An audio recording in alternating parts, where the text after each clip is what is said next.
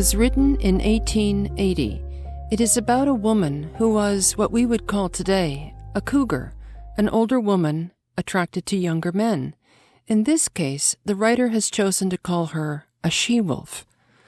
The writer is Giovanni Verga, born in Vizzini, Italy in 1840 and died in Catania, Italy in 1922. He was an atheist. He was born into a wealthy family, and he is best known for his stories about rural Sicily. This story is from an anthology of short stories called The Shadow of Etna, Sicilian Stories from the Italian Giovanni Verga. It was made into a movie in 1953 and 1996. In 1893, Puccini was interested in adapting it into an opera. However, there were no sympathetic characters that the audience could relate to. He asked Verga to rewrite the story, but Verga refused. And now, without further ado, La Lupa, the She-Wolf, by Giovanni Verga. She was tall and lean, but she had a firm, full bust, and yet she was no longer young. Her complexion was brunette, but pallid as if she had always suffered from malaria. And this pallor set forth 2 big eyes and fresh, rosy lips that seemed to eat you.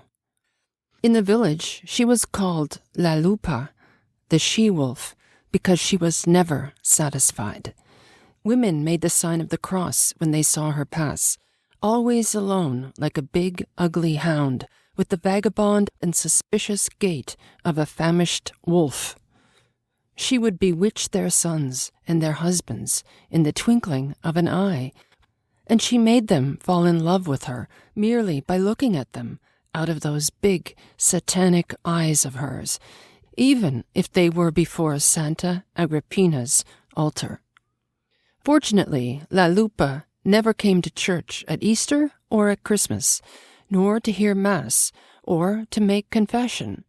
Padre Angiolino of Santa Maria de Gesù, a true servant of God, had lost his soul on her account.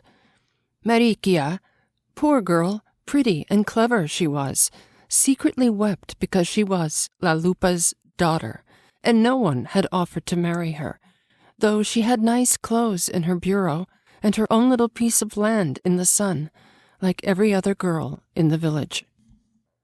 One time, La Lupa fell in love with a handsome youth and had come home and was helping to reap the harvest with her. For surely it means to be in love when she felt the flesh burn under her cotton dress, and, on looking at him, to experience the thirst that one has in hot June days down in the lowlands. But he went on with his work, undisturbed, and he said to her, "What's the matter, Miss Pina?" In the immense fields where the only sound was the rustle of the grasshoppers flying up, while the sun was pouring down its hottest beams perpendicularly, La Lupa was heaping up sheaf on sheaf and pile on pile, without ever showing any signs of fatigue, without one moment straightening herself up, without once touching her lips to the water jug, so as to stick close to Nani's heels as he reaped, and now again he would ask, "What do you want, Miss Pina?" One evening, she told him, it was while the men were sleeping in the threshing floor, weary of the long day's work, and the dogs were howling through the vast black farmland. "I want you. You are as handsome as the sun, and as sweet as honey. I want you."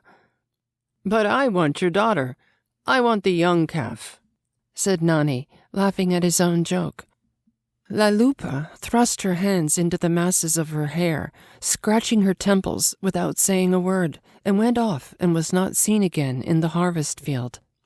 But the following October she saw Nani again, at the time when they were pressing the oil, because he worked near her house, and the rattle of the press kept her awake all night. "Take a bag of olives," she said to her daughter, "and come with me." Nani was shoveling the olives into the hopper and shouting, "Come on," to the mule to keep it going. "Do you want my daughter, Marikia?" demanded Pina.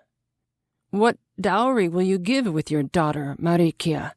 replied Nani. "She has her father's things, and besides, I will give her my house. It will be enough for me if you'll let me have a corner in the kitchen to spread out a mattress in." "If that is so, we can talk about it at Christmas," said Nani. Nani was all grease and dirt from the olives fermenting, and Marikia would not have him on any account, but her mother grabbed her by the hair as they stood in front of the fireplace and hissed through closed teeth, "If you don't take him, I'll kill you." La Lupa looked ill. She no longer went wandering about. She stood no more at her doorway, looking out with those eyes as of one possessed. Her son-in-law, when she fixed those eyes on his face, always began to laugh and would pull out his cloth talisman with its effigy of the Madonna to cross himself with. Marikia stayed at home to nurse her children, and her mother went out to work in the fields with the men, just like a man, to weed, to dig, to guide the animals, to dress the vines, whether it were during the Greek Levant winds of January or during the August sirocco, when mules let their heads droop and men sleep prone on their bellies under the shadow of the north wall. In that time, between sunset and the next day, when, according to the saying, no good woman is seen going about, Pina was the only living creature to be seen wandering across the countryside, over the fiery hot stones of the narrow streets, among the parched stubble of the wide, wide fields that stretched away into the burning haze toward cloudy Etna, where the sky hangs heavy on the horizon. "Wake up," said La Lupa to Nani, who was asleep in the ditch next to the dusty harvest field, with his head on his arms. "Wake up! I've brought you some wine to cool your throat." Nani opened his eyes, half awake, and saw her sitting up straight and pale before him, with her swelling breasts and her eyes as black as coal, and drew back, waving his arms. "No, a good woman does not go about at night," groaned Nani, thrusting his face in amongst the dried weeds of the ditch, as far as he could, and putting his fingers into his hair. "Go away! Get out! And don't you come to the threshing floor any more!" She turned and went away, La Lupa, knotting up her splendid tresses again, looking down steadily as she made her way among the hot stubble with her eyes black as coal. But she did go back to the threshing floor, and Nani no longer reproached her, and when she failed to come in that hour between sunset and the next day, he went, and with perspiration on his brow, waited for her at the top of the white, deserted footpath, but afterwards he would thrust his hands through his hair, and every time he would say, "Go away! Go away! Don't come to the threshing floor again!" Marikia wept night and day, and she looked into her mother's face, with eyes blazing with tears and jealousy, like a lupa chiota, a young wolf herself, every time that she saw her coming back from the fields, silent and pale. "Vile!" she would say. "Vile mamma! Hold your tongue! Thief! Thief! Shut up! I'll go to the police!" And she actually went, with her infants in her arms, without a sign of fear and without shedding a tear, like a crazy woman, because now she passionately loved that husband whom she had been forced to marry, greasy and dirty as he was from the olives fermenting. The police summoned Nani and threatened him with jail or hanging. Nani began to weep and pull his hair. He denied nothing, did not try to justify himself. "The temptation was too much," he said. "It was the temptation of hell." He flung himself at the police officer's feet, begging him to send him to jail. For God's sake, sir, take me out of this hell. Have me shot, send me to prison. Don't let me ever see her again. Never again." "No," replied La Lupa to the police officer's question. "I kept a corner of the kitchen to sleep in when I gave him my house as my daughter's dowry. The house is mine. I do not intend to go away." Shortly after, Nani was kicked in the chest by a mule and almost died, but the priest refused to bring him the holy unction unless La Lupa was out of the house. La Lupa went away, and her son-in-law was then permitted to pass away like a good Christian. He confessed and partook of the sacrament with such signs of penitence and contrition that all the neighbors and inquisitive visitors wept as they surrounded the dying man's bed.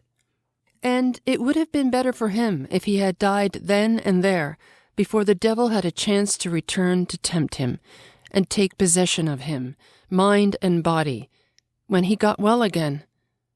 "Leave me alone," he said to La Lupa. "For God's sake, leave me in peace. I have seen death with my own eyes. Poor Mariquia is in despair. Now the whole region knows about it. If I don't see you, it's better for you and better for me." And he would rather have put his eyes out than see La Lupa's, for when hers were fastened on him, they made him lose soul and body. He did not know what to do to overcome the enchantment. He paid for masses to be sung for the souls in purgatory, and he went for aid to the priest and the police. At Easter he went to confession, and as a penance, publicly, stood on the flint stones of the holy ground in front of the church. And then, when La Lupa returned to tempt him, "Listen," he said, "don't you come on the threshing floor again, because if you do come looking for me again, as sure as God exists, I'll kill you." "All right, kill me," replied La Lupa. "It makes no difference to me, but I cannot live without you." When he saw her afar off, coming through the green cornfield, he stopped pruning the vines and went out and got his axe from the elm tree. La Lupa saw him coming to meet her, with his face pale and his eyes rolling wildly, with the axe shining in the sun, but she did not hesitate an instant, did not look away. She went straight forward, with her hands full of bunches of red poppies, and devouring him with those black eyes of hers. "A curse on your soul," stammered Nani. I hope you enjoyed La Lupa, and thank you for listening. May you always find a good book to read, and may all your stories end well.